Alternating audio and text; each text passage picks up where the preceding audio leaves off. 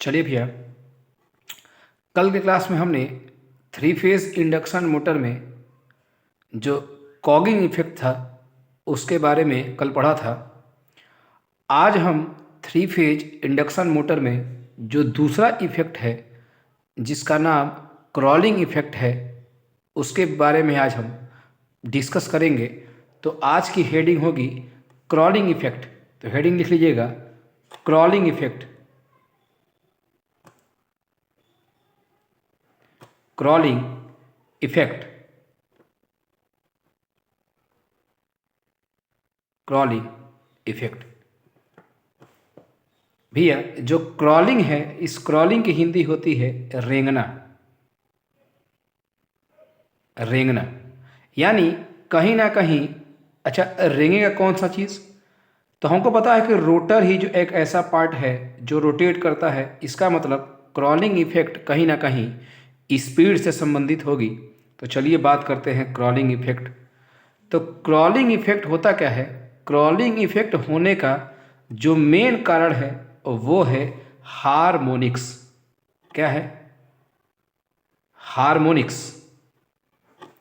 भैया, ये वर्ड जितना बड़ा है इसके बारे में समझना भी उतना ही बड़ा होगा, लेकिन इसको बहुत सिंपल वे में समझते हैं और सिंपल लैंग्वेज में समझते हैं कि हार्मोनिक्स होता क्या है। तो हार्मोनिक्स का जो मेन फॉर्मूला है वो है 6K प्लस माइनस 1। हार्मोनिक्स का जो फॉर्मूला है वो कितना है? 6K plus minus 1। अब यहाँ के का मान किसके लिए क्या होगा? तो एक बात बस नोट कर लेनी है कि जितनी रोटेटिंग मशीनें हैं, जितनी रोटेटिंग मशीनें हैं,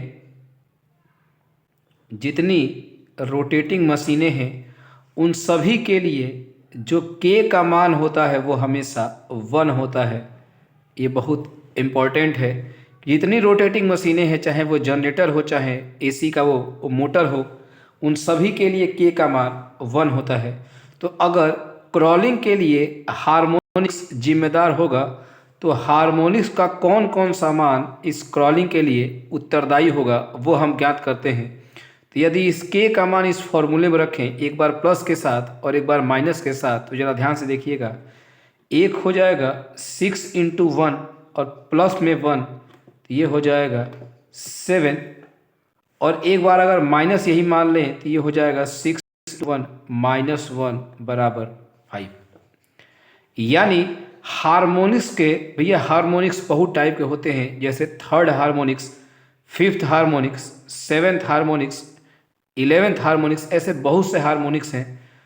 तो यहाँ कौन कौन सा हार्मोनिक है? तो एक हार्मोनिक्स है 7th हार्मोनिक्स और दूसरा है 5th हार्मोनिक्स।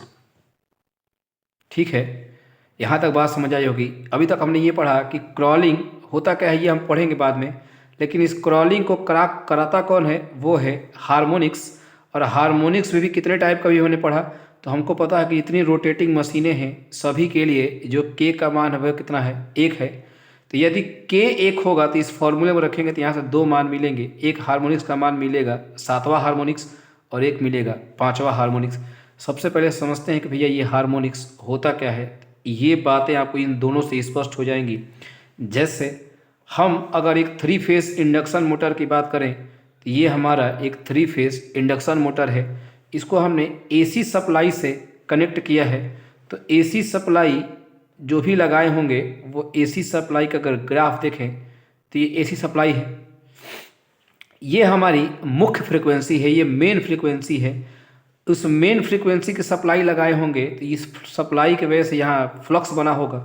तो वही हम कह रहे हैं, अगर यहाँ देखिएगा ध्यान से, जैसे उसी चीज़ को यहाँ अगर हम बड़े में बनाएं, ये हमारा मेन फ्रीक्वेंसी है। क्या है ये हमारा मेन फ्रीक्वेंसी है।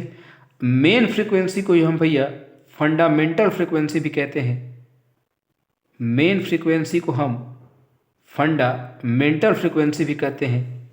एक ही बात है, मेन फ्रीक्वेंसी कहिए या सप्लाई फ्रीक्वेंसी कहिए या फंडामेंटल फ्रीक्वेंसी कहिए, बात एक ही है।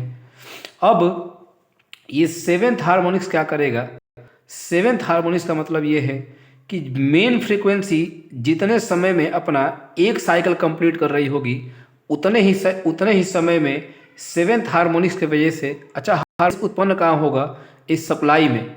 तो कह रहे हैं कि हार्मोनिक्स के आ जाने की वजह से अगर सेवेंथ हार्मोनिक्स आएगा तो ये मेन सप्लाई जो दिए गए टाइम पीरियड में, मान लेते हैं कि टाइम पीरियड यहाँ से यहाँ तक का टोटल टाइम पीरियड टी है, तो इसी टी समय में जितने में वो अपना एक साइकिल कंप्लीट कर रही है उतने में ये सेवेंथ हार्मोनिक्स के वजह से अपना वो 7 साइकिल कंप्लीट करेगी। कितनी साइकिल?